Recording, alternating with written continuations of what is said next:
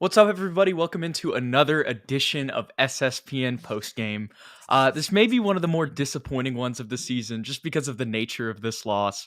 When I turned off the TV when it was the final rebound there might have been some free throws for Jalen Williams at the end of the game, but it was 117, 111, might have been 119 or 118, 111, depending on how those final free throws went. Obviously, Ethan, a great first half for the Spurs, taking advantage of an SGA-less Thunder team, doing exactly kind of what they looked really similar to those first six games or those first six wins, excuse me, at the beginning of the year. And really, from my perspective, it was like, okay, they're matching up with an SGA-less Thunder team. And so, they were able to have a little bit of success, with having a little bit of an even playing field for the first time in a while. And then in the second half, I think they just felt like they were going to be able to keep shooting that hot streak, scored almost 80 points in the first half. And the Thunder just took over. It was the complete opposite of the first half is what happened in the second half. Jalen Williams, a career high, running their offense to perfection, had 25 points tonight on efficient shooting. Had that huge poster at the end of the game, just in the second half. And that was really kind of when the momentum felt like it was shifting. There were a lot of points that you could come to. The Trey Man 3 to take the lead was big in the fourth quarter for them to finally come back. But it was like the Spurs coasted in the third quarter, still had a 10-point lead because their lead was so big. And they probably felt like they could go out there again in the fourth and we'll take care of business. And that's not what happened, Ethan. It was just the opposite. What happened good for the Spurs in the first half is what happened great for the Thunder in the second half. Just completely flipped the script. You could see that one team really responded to their halftime adjustments. But maybe, it's just a conspiracy. Maybe Pop was in there and he was just like, all right, guys, that was great. But we're trying to get Scoot Henderson or Victor Wembanyama. So can y'all go out there and suck? Yeah, I really think it was the Spurs more so Yeah, than the Thunder I in agree. that second I half agree. because the Thunder had literally exact or one less point in the second half than they did the first half. So pretty much offensively, at least they were consistent, right, across the board each quarter. But the Spurs, like you said, they just completely took their foot off the gas come second half, lost what they were doing in the first half, which was really good, aggressive team basketball, hands in the passing lanes, getting up on their men defensively, forcing turnovers, getting in transition, getting easy baskets at the rim.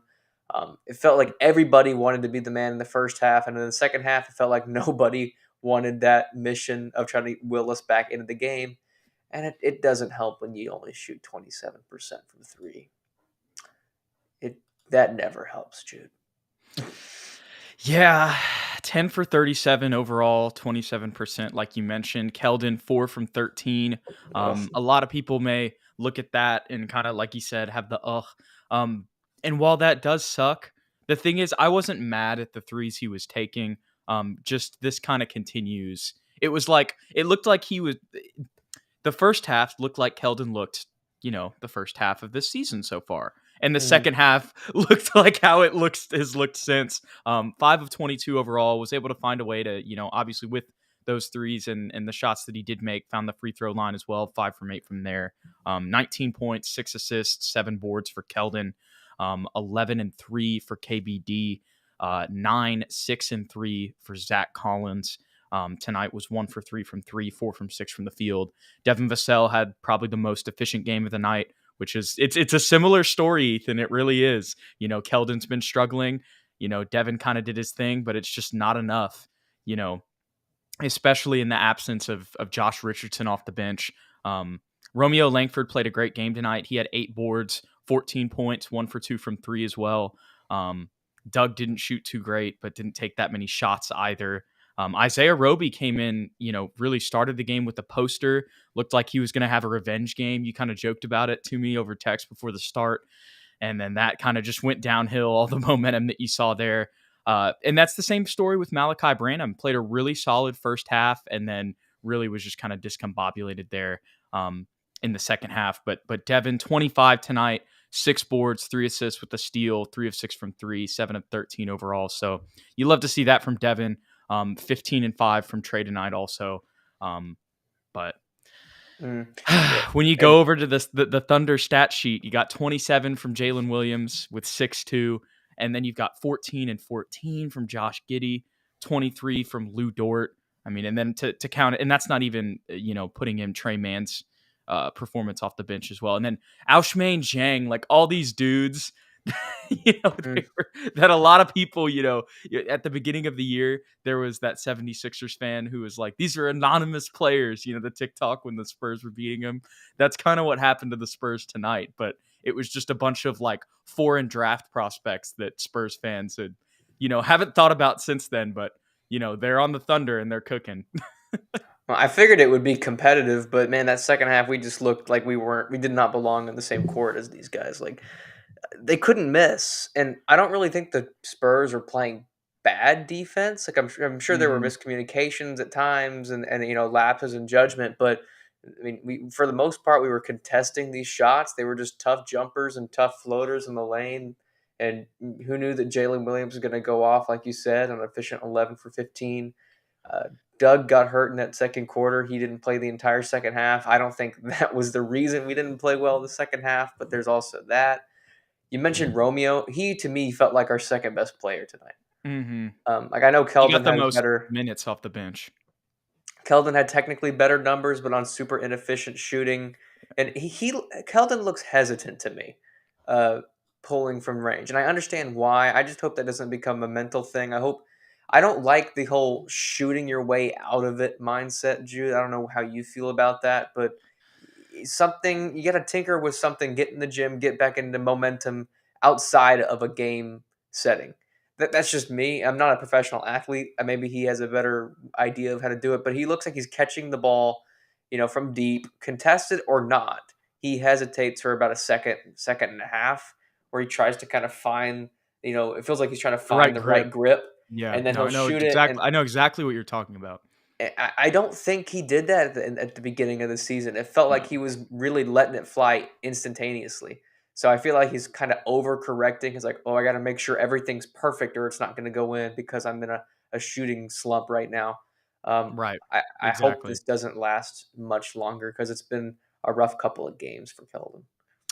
Yeah, I hope so too. It's kind of like what you said in the live, that the excuses can only last for so long. Um, Hmm.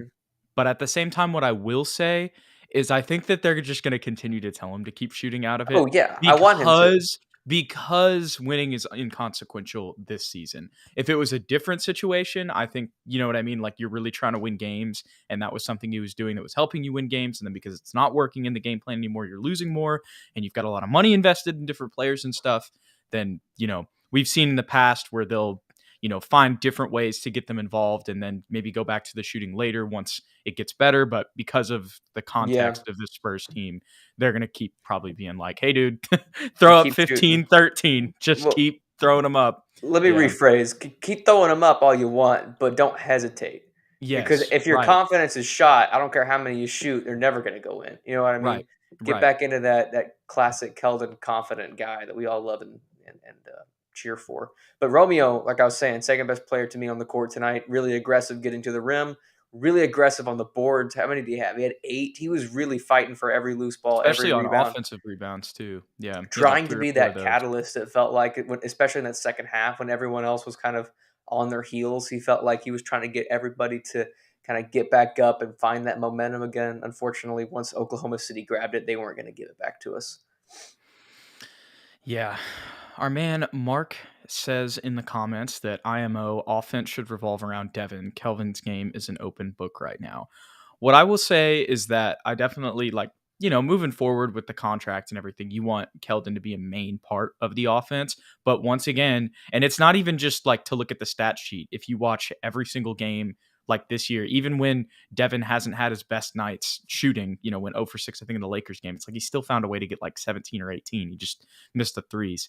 And tonight, once again, when everything kind of crumbles apart, around him a little bit, not to say that he didn't have, there were some plays late that you could point to, but overall, Devin has kind of been the consistent, like, I'm going to get 20 and shoot well every night, despite everything else that is going on around me right now. Hmm. So I think right now it should be a little bit more like he should be the focal point. And, as much as we love Keldon and think he has potential to be an all-star. Devin was the lottery pick. So, you shouldn't feel bad about that either. You know what I Yeah, mean? Because you're going to give Devin a similar contract. You feel like he's going to be a star. So, I agree. I think for right now, they're co-stars. I think Devin has a higher ceiling. We've talked about this in the past as far as superstar potential goes. Devin, to me, with the ball in his hands, is a better primary ball handler, and he can create his own shot for himself a little bit better than Keldon can at this point. Keldon is great right. when we have the momentum and he's playing within the flow of the offense. He comes off screens Yes. great. He's able to cut. He's able to shoot off the ball. Sure, he can create for himself a little bit, but Devin to me is far better at that. He should have the ball in his hands a majority of the time. But I don't have a problem with Keldon bringing it up every once in a while, especially when Trey and Devin go to the bench Mhm. kind of early on, and the bench guys come in with him. At that point, he's our best option because, like MEZ said, we don't have any point guard depth right now. With Blake Wesley being hurt and Mhm. Joshua Primo being a convict, it's difficult to find a backup point at this point in the season. Is he technically like not a Technically, convict no. though? Technically, no. But I get what you're saying. Yeah. And that's what we were talking about in the live. It's like we just want to know. Just tell us, anyways. But going back to Devin and Keldon and how you mentioned that hesitancy, that's something we're not seeing from Devin at Not at all, all. right? Not at all. And that's the thing with Keldon. At the beginning of the year, it felt like there was much less hesitancy, and that's when he was going crazy, scoring 30 points and whatnot. And obviously, like I think that once again, the one overlooming factor with this is what we talked about a while back is just teams also having a scheme and having tape on the Spurs. Now, of course, Yeah. that's very important too. Um, but at the same time, I think that Keldon just needs to get over whatever mental thing is going on right now because it's like, dude, like I know that and I'm sure the Spurs put a lot on his shoulders, and he feels like he's the franchise guy with the contract and everything, and he doesn't want to disappoint. And I'm sure he's wanted to be the star of an NBA team since he's a little kid. I'm sure, you know what I mean. But it's like it's okay, dude. Like this is the year, like of all the years, this is the one where it's like you can have a slump. You Yeah. know what I mean? So it's just I really feel like that's mental. Obviously, it's like it's kind of hard to say that, sitting from this chair watching it on my computer, but at the same time it really feels like that's what it is. Because when you talk about the grip thing, I saw that like 3 or 4 times tonight. He catches it and then he like moves the ball a little bit. It's like then you're not as open. You know what I Yeah. mean? And it was still like maybe it went in or maybe it just barely rimmed out. But at the same time, it's like our man Adrian C is saying right now. Keldon doesn't look like himself right now, and I say that because I think he will come back. Right. And I completely agree with that. It's going to take a little bit of time. Who knows how long this slump lasts? Now, if it just continues the whole time, that's not a good time. But I really think eventually he'll get out of it. Um, I think it all just kind of stems from teams kind of like you said, he's played very well in the flow of the offense. And then teams got schemes to disrupt the Spurs offense. And when that has happened, he's not really been able to create in isolation like Devin has. Mm. That was the other point I was getting to there. It took me a little bit, but we made Very it. good points. I agree. I agree with all of them. If anything, this could be a blessing in disguise because while he's struggling, it's another opportunity for guys like Romeo, Malachi, Isaiah Roby. Who's going to step up? Who's going to be that guy that kind of helps Devin out, who's been consistent while Keldon continues to struggle? And it's also a good test for Keldon because Mhm. stars and superstars, whatever you think his ceiling is, all star for a couple years, whatever it is, everybody goes through shooting slumps. Steph Curry, Giannis, they all go through slumps where they aren't as efficient as they'd like to be. It's overcoming those slumps, getting around that curve, and altering your game maybe a little bit so that you can be a better contributor. That'll be the big test for Kelton Johnson is can he and is he able to do that? And I think he will. It just might take a little bit of time. Yeah. Yeah. Well, just looking at some of the other games moving forward with the Spurs, now 6-16, this would sucks, but in the context of the season, it's really not the end of the world. And now what? They moved to 1-14 in their last 15 now. Really since that Toronto game. Dude, remember if we watched that Toronto game, everything has just been Mm, downhill from that really? absolute blowout, dude. Yeah, because Yeah. before then you had the win over Chicago, and then you had the win over Minnesota, and that's where Keldon has 33 and 25 back to back, and even in the loss before that against Minnesota, Keldon had 27. So, you know, Yeah. when that kind of disappears, as it has, that's Yeah. what's kind of happened to the Spurs, on top of playing tougher teams as well. And you got a fun date with New Orleans this Friday, and then Phoenix on Sunday. So it's Mm, not going to get any easier. Especially when you just look at the rest of the schedule. Really, I mean, like almost the entirety. I know that sounds crazy to say, but like almost, it's like they got the little bit of the cupcakes earlier in the year. Almost is what yeah. it feels like, and maybe that's just Minnesota, which is just wild looking back on it. Mm. Um, You but know what, Jude? I think I have the fix to put us in the finals this year. what's up? Let's trade. Let's trade Josh Richardson and Doug McDermott. Get Peyton Pritchard, or we'll sign PJ Dozier as a free agent, and I think we're in the finals, bro. Oh, stop. Oh my gosh. Look, Oh, I'm we'll easy to. package Doug McDermott. We'll package KJ and Devin. We'll get Jalen Williams. There's our superstar. I will say, look, Jalen Williams is a He's good. rookie, and He's solid. he's got a ton of potential. And watching this game, we've had a couple on some other episodes. We kind of talk about the other teams. Want to keep it on the Spurs, but my thoughts on the Thunder tonight. Obviously, a lot of it is kind of tough because it's like this is an SGA list team, and they just did this to you, which is not good. But at the same time, Jalen Williams, he shot up draft boards like late in the process this year. And he was in his third year at Santa Clara, not the biggest school, but yeah, he looked really, really, really good tonight. Um, Comfortable. yeah, and he's, I mean, a point forward really can play. I mean, depending on the system, he could play 1 through 4. Yeah. Um, He but doesn't he doesn't one play through like three him, really. but build wise, he looks like James Harden. Just like how he's shaped. Yeah, But yeah. he No, I see obviously what is a you're saying. different player, but he just visually. Yeah. No, and I like the offense that they run under Mark Daignault. I don't even know how to say his last name, Yeah, but Daignault, Dognault, something Daignault. weird. I liked what I saw there.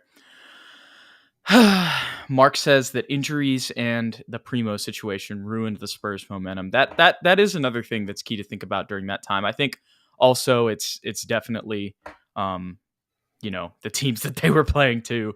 But I think that is another key thing to kind of think about um, whenever it's come to this losing streak. Because I don't really think about that too much, just because you want to keep it all kind of like on the court. But that did happen like right around when this started. I think that this would have inevitably like ever would have happened regardless. But maybe that did kind of kickstart it. It definitely didn't help. Yeah, It definitely didn't that's help. for sure. Um, Yeah, when it comes to acquiring PG depth, I just don't like we mentioned in the live on Monday, I just don't think that they're going to do it. Like it's not that Yeah. I disagree, it's just that they're not going to do it. That's why they signed Alize Johnson and cut a guard, right? Yeah. Um Yeah. That right, was funny. but like, once it'll be better obviously when Blake Wesley comes back. And that's just kind of what they're going to do. They're going to give him those minutes whenever he comes back, which should be like, now only a month away, hopefully. We're not trying to win. Pop likes Jay Rich for now. I mean, he's not doing terrible. He's not great. But then, like you said, Blake Wesley's coming back. It's just Sohan, inconsequential they just this won't do year. it. I mean, Yeah, sure, I would love to go get another. Sure, let's go get a backup point. But I don't think that they will. That's all we're saying. yeah. But any other final thoughts on this Thunder game tonight, Ethan? I feel like it's really just a representation of how the season's gone, honestly. It's kind of a Yeah, funny metaphor. you're right. It's very symbolic of what we've seen thus far. Super strong start, and then Doug goes down, and then our team falls apart in the second Oh half. gosh. They're just so young. Like, Yeah, and they don't have the experience. I don't know. Maybe you get Wembenyana next year, or like Scoot or a superstar, and that just makes them good all of a sudden, but I feel like it's gonna have to it's gonna take some time. But I think your dad is 100% right here. We're gonna turn it around, and by June we'll be playing in the championship. sure. No reasoning. It's just gonna happen. That's what Mm. matters, right? I want the Spurs and the Hawks in the finals so we can beat Yes. DJ. Yes. That's what I'm looking for. And Trey Jones, he can pat DJ's head like DJ Mm. patted Jabari Smith. Oh, Did with you the see how they were ball. they were Yeah. 0-3 since that happened? Yeah, yeah, yeah. We Yeah, the don't have Thunder. much to say though. No, exactly. Yeah, the Thunder are young too. You're right, MVZ, which is why it was competitive. But they're better in my eyes. They have more continuity. They have Josh Giddey in his second year with Lou Dort, Pakuches. Four of their five starters have They do played have more together multiple experience, years, playing but together. But they but didn't I have get what Shea. you're saying.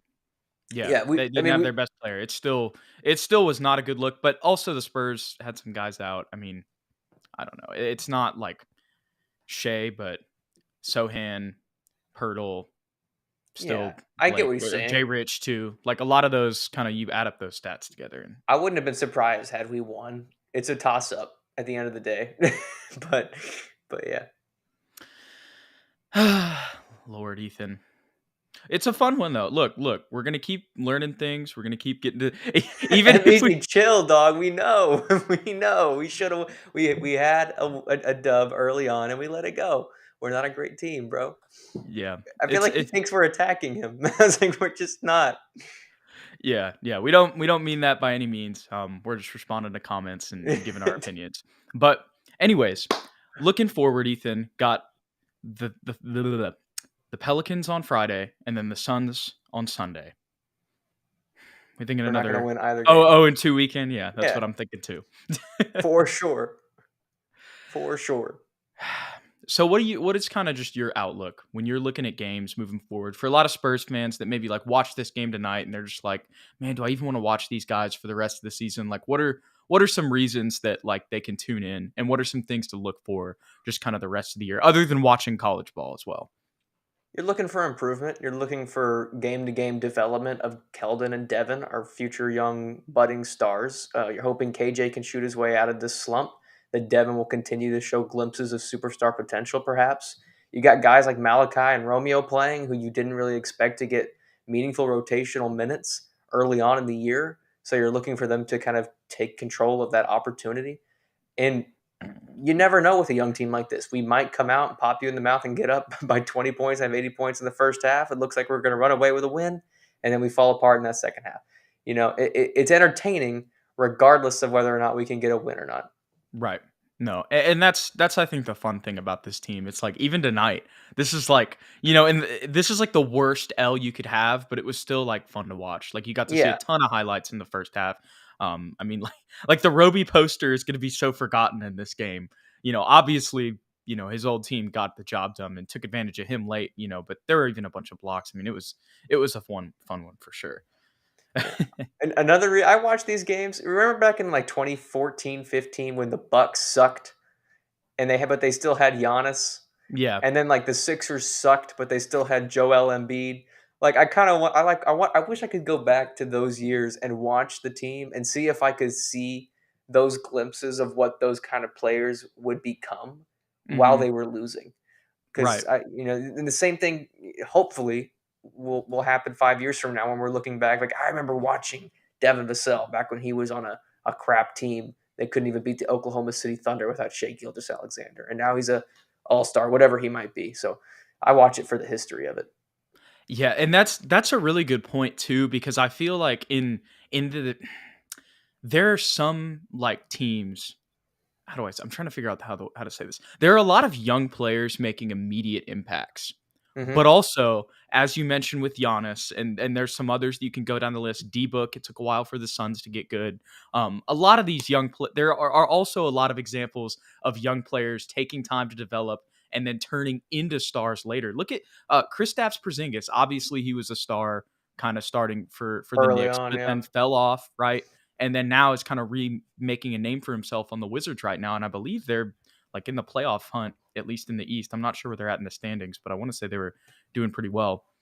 Maybe I don't know what I'm talking about there. I'm actually going to go check that. But the point is in this results-driven league where there are a lot of young players like Ja Morant, even a Jalen Williams tonight, like players making immediate impacts. That doesn't mean that if like a Devin Vassell or a Keldon Johnson isn't winning games tonight, that they can't be a really good player, with a couple more years of development, still growing into their bodies. I mean, these guys are like 22 years old.